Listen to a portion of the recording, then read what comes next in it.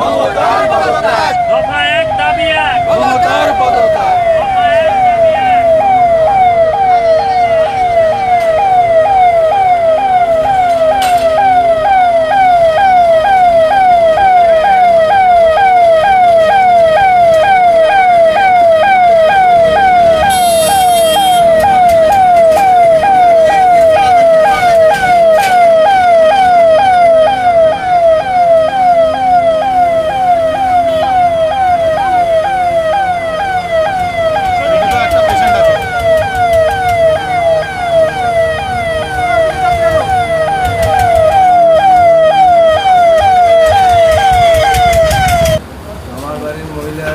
লোকটা নিচে পাবো বাড়িতে অসুস্থ হয়ে পড়ে, মৃত্যু ছিল, তার মাথা ঘুরে পড়ে যায়।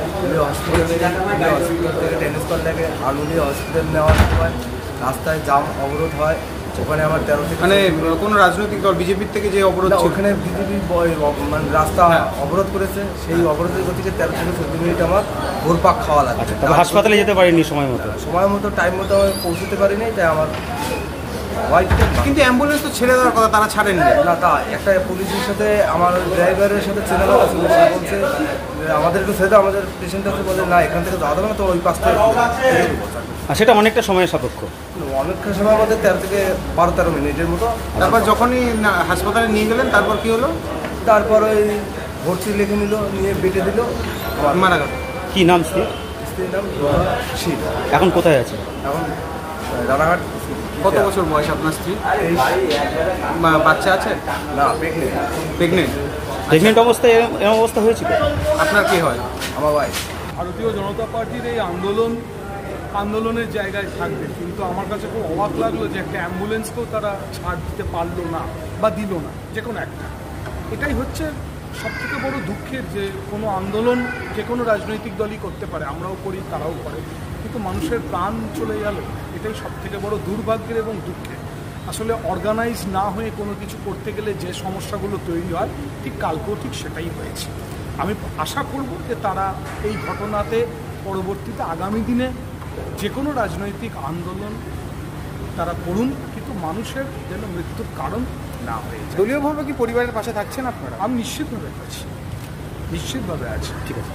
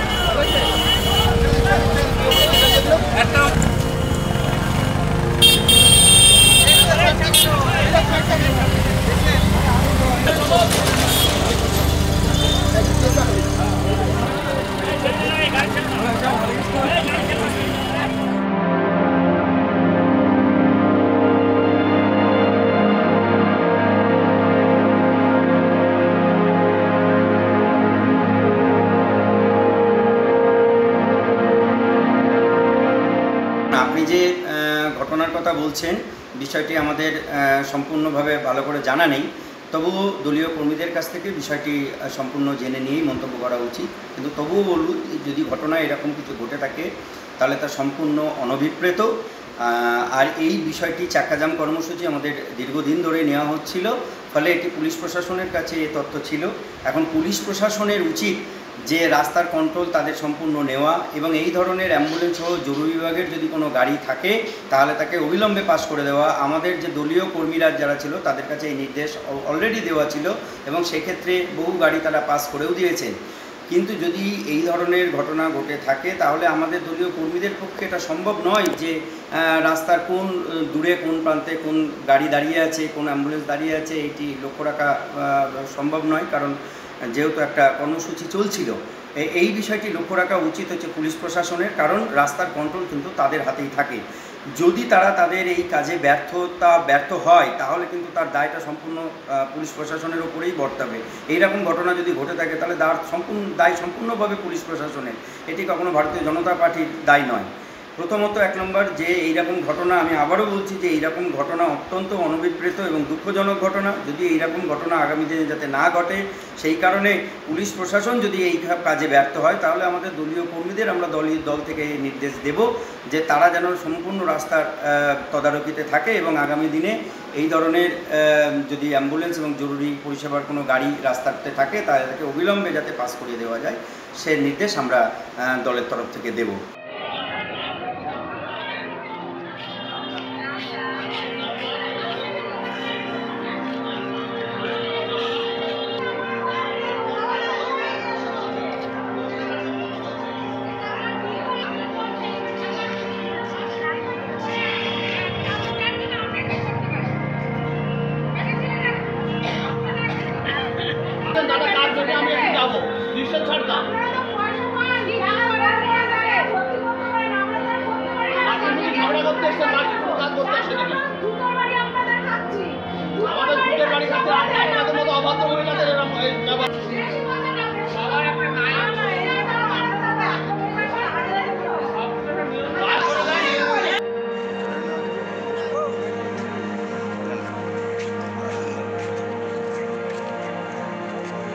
দফা 1 দাবি 1, ক্ষমতার পদত্যাগ, দফা 1 দাবি 1, ক্ষমতার পদত্যাগ। দফা 1 দাবি 1।